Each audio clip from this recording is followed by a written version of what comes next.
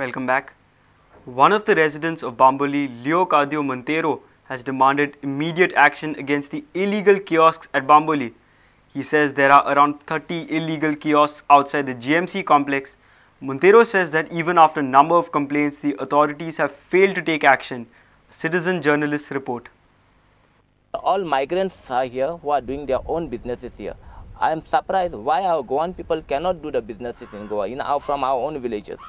For that purpose, I have taken this movement, and I want Goa government to support me for this movement and take immediate action. I also have requested Deputy Collector and the Mamlada to come for the site inspection along with the Sarpanch and take a justice how they have obtained the license, how they have given the permission. A letter given gelo panchayati that panchayat, some of the members have told me that they have given this permission for the movable, not a permanent structure, because there is no setback left from the wall compound from the GMC to the shops. If anybody found guilty, Sarpanch have to pay fine of 2 lakhs rupees for each NOC. Because a bush license I came into the doubt. Each shop they are having each tire. So why panchayat action kita gena jawno ko tukasago. Our video journalist Dinesh Karpe from Bamboli. College students are still being pushed out of private buses as half-ticket payers. These teenagers are not allowed to board other buses. They are instructed not to occupy seats. Conductors behave inhumanely with these students, calling them half-ticketers. This particular incident happened at Panji KTC bus stand.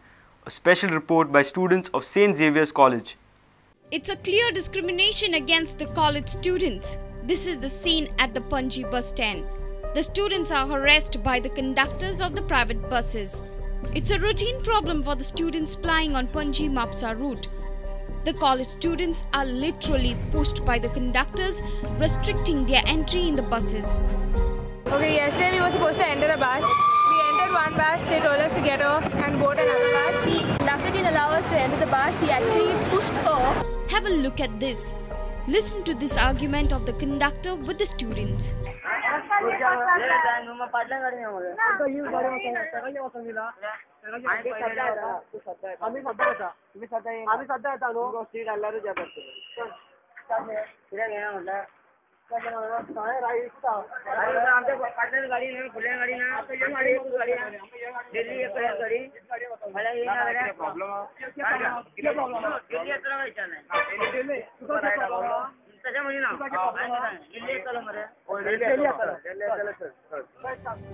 And I really find it very difficult because since we are half ticket, they do not allow us inside the bus.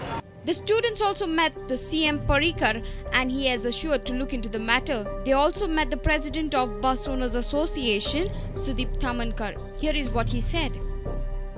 कायद्याप्रमाणे त्यांना कोणी तसे सांगून ना की अमक्यात भुरग्यांक घ्या B म्हणून अशें कांय सांगून ना त्यांना तेंच्यांनी कितें बसीन जे भुरगे सगळे येता त्यांना घेवपूच जाय सगळ्यांनी. Students from various colleges went to the secretariat in Porvorim to meet the Chief Minister of the state.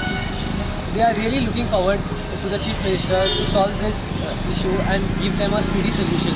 This is Nawaz Sheikh with cameraman Andrew D'Souza from KTC Basant reporting for Prudent. Residents of Cavelossim are not against the dredging of River Sal, but wants the captain of ports to conduct dredging after following proper procedure. A special Gram Sabha was held at Cavelossim on Sunday. Locals have demanded that an environmental impact assessment and permissions from WRD and CZMA are necessary before starting the dredging process. Representative of Captain of Port Subhash Chandra Rai, Cavelossim Sarpanch Viola Di Costa, Panch and ex-Sarpanch Edwin Barreto along with other Panchayat members and Cavelossim residents were present at the special Gram Sabha held on Sunday. Government had floated a tender to undertake dredging works across River Sal and also across the sand pit in the River Sal. This way, in view to provide safe navigational passage to the fishing trawlers. The captain of ports had requested the Cavelossim Panchayat to give NOC for the dredging. Whereas a decision has been taken by this village Panchayat along with the Gram Sabha members that Cavelossim is not against dredging of river mouth, but at the same time we have to protect our village from soil erosion and other natural calamities. Hydrographic surveyor of Captain of Port Sagar Chandra Rai stressed on urgency of dredging. Sometimes even dredges have turned upside down. That is the situation what happens in the mouth. Because it's exposed to open sea. So if we delay dredging after December, the result is not going to be that good as expected. A reporter from Margaon, Savio dies. MPT Chairman P. Mara Pandian says that he is ready to give up coal handling if the port trust gets land at Kariwada for expansion. MPT is ready to provide world-class fishing jetty to the affected fishermen. Chairman claims that Kariwada jetty is unsafe for the people following various illegal activities reported at the jetty.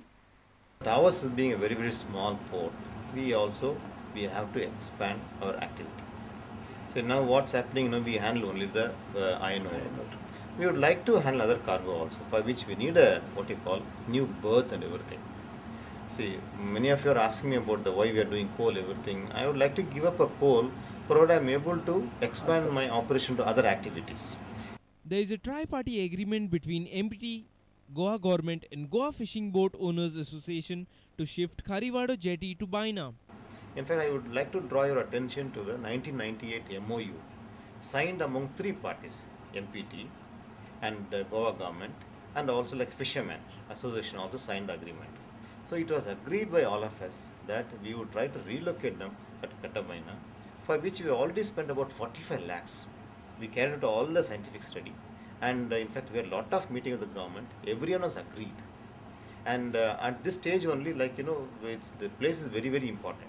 MPT is ready to provide world-class fishing jetty at Baina. The jetty is currently unsafe for locals and MPT. Regarding Vasco, in fact, we've been getting a lot of complaints from the master of the ships, and a lot of people are trying to go across the ship, too close to the ship, and creating a lot of accident kind of situation. And there's a court order. A court has given an order sometime back to vacate all the people from the Vasco area, and we need to follow the court order. A lot of people have reported about the smuggling activity also. In fact, I have a report of the IB people. In Kuta State Police clarified this is not a safe place for the people to reside there. A reporter from Margaon, Surendra Matkekar. It's time for us to take a short break. Stay tuned.